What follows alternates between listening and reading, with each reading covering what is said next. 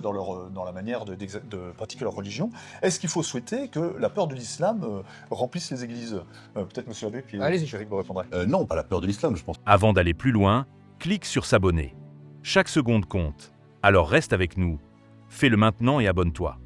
Parce que moi, j'ai la connaissance de l'islam. La connaissance de l'islam, je pense que ce serait une chose importante de savoir ce que c'est que l'islam. Ça, je suis d'accord. Et puis aussi distinguer entre l'islam et les musulmans, dans le sens où il y a des musulmans, il y a toutes les nuances possibles d'islam.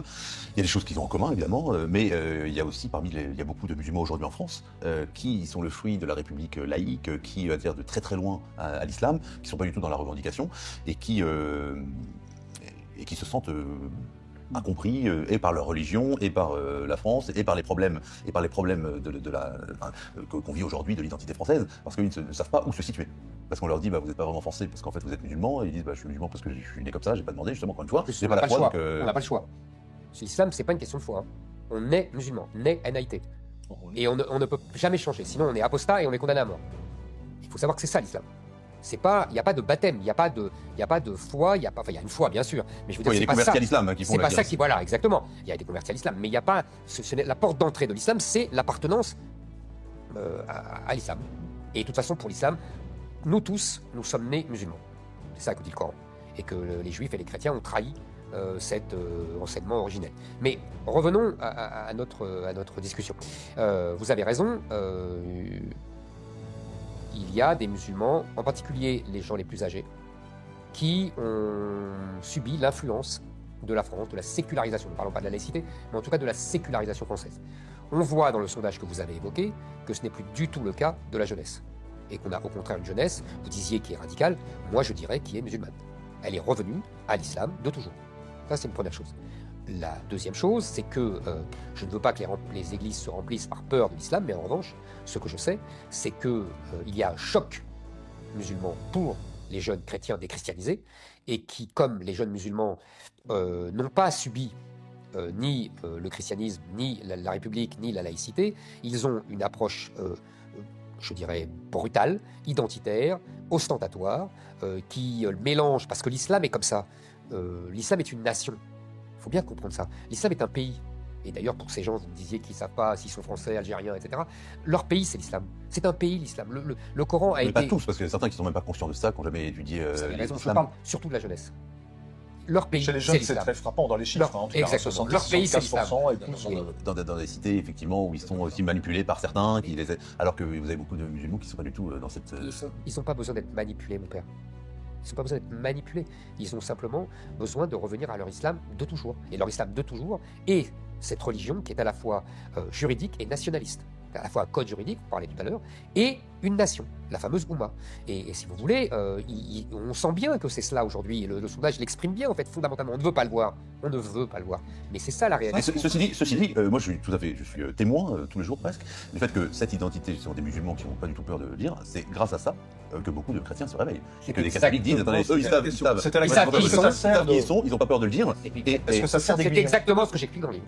Exactement. Il y a un choc en retour de cette jeunesse qui a été complètement sans héritage et qui se dit, mais alors, si eux, ils sont ça, qui suis-je ? En quoi je crois ? L'Église leur propose l'œcuménisme. Est-ce que c'est suffisant ? C'est-à-dire, chez nous, on dit le diable contre Pierre. Non, parce que, attendez, juste pour terminer sur ce point,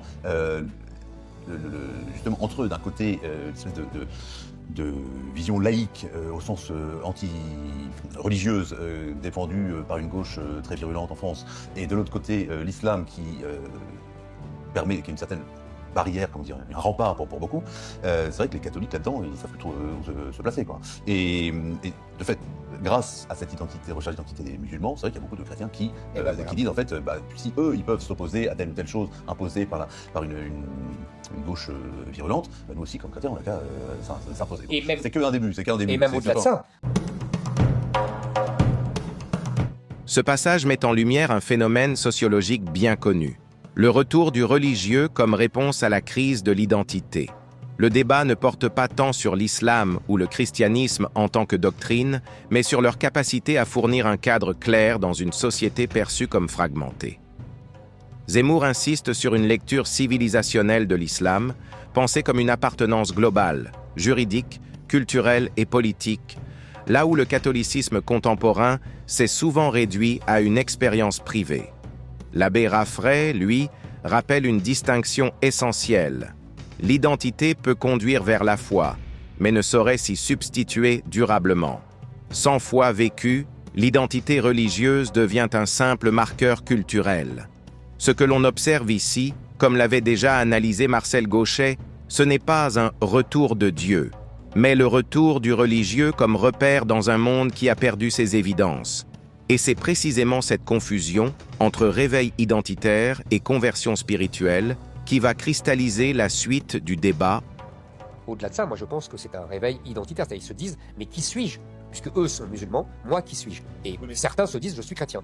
Et vous voyez, ça passe d'abord par l'identité et ensuite on va vers la foi, puisqu'ils sont au pèlerinage de Chartres, ils sont dans d'autres cérémonies, etc. Est-ce que vous êtes bien d'accord que ceux qui vont, justement, vous en parlez du pèlerinage de Chartres, ceux qui vont au pèlerinage de Chartres, c'est pas parce qu'ils sont identitaires, c'est dire la foi. Oui, vous n'allez pas marcher pendant 3 jours et prier pendant 3 jours et chanter sur les routes parce que vous voulez une France chrétienne, ne faites pas ça. Parce que vous ils ont la foi, je suis tout à fait d'accord avec vous, mais aussi ils ont une conception identitaire de leur religion, comme aux États-Unis.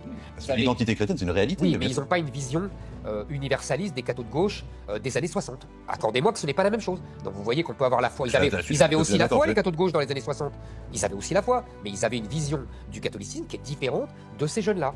Et c'est exactement comme aux États-Unis. J.D. Vance, il porte un catholicisme identitaire et conservateur qui est en train de s'imposer aux États-Unis, qui est en train de devenir une force politique. Mais vous voyez, il n'instrumentalise pas spécialement sa religion. Il l'utilise, il a raison, il la défend. Et il en fait une arme pour changer les États-Unis et pour défendre la civilisation américaine et donc occidentale. Alors pour revenir sur votre question, parce que je pense que ça peut être intéressant, vous parlez d'œcuménisme, mais en fait c'est pas le bon terme si vous me permettez. Parce que l'œcuménisme c'est le dialogue entre chrétiens, donc entre les orthodoxes et les protestants et les catholiques. Donc, ça c'est autre chose. En revanche le dialogue interreligieux, ça c'est le terme consacré. Effectivement, il y a l'Église, c'est bien sûr beaucoup d'hommes d'Église se sont fourvoyés depuis les années 60 au minimum, mais peut-être même avant, en disant on va réunir toutes les religions ensemble, on va discuter, on va faire du dialogue, et grâce à ce dialogue, en fait, les hommes vont vivre en paix.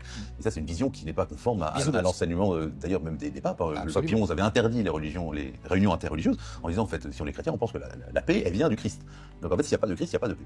Donc ça sert à rien d'aller. Bien sûr, il faut discuter avec les autres. Il ne s'agit pas de dire, il ne faut pas discuter. Il s'agit de ne pas mettre sur le même plan toutes les religions, toutes les croyances, en faisant comme si ce serait une solution supérieure à la croyance individuelle. Moi, je trouve que vous n'êtes pas tellement entendu dans l'Église.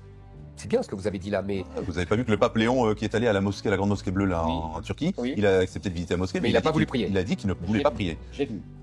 Contrairement à ses prédécesseurs. Je suis d'accord, c'est un bon début. Mais j'attendrai la fin des progrès. Vous connaissez la blague de Coluche sur Sylvie Vartan. Sylvie Vartan a fait des progrès, encore, j'attendrai la fin des progrès. Alors l'enjeu, c'est encore une fois, c'est la jeunesse. Avec Zemmour, vous écrivez, cette jeunesse occidentale est la première depuis 2000 ans à n'avoir reçu aucun héritage culturel. Et c'est très vrai, ils sont complètement déshérités, c'était la phrase de Bellamy, il a raison. Absolument. Avant de partir, vous êtes plus de 95% à regarder nos extraits sans être abonné. Si ce format court vous aide à aller à l'essentiel, pensez à vous abonner, à liker et à partager.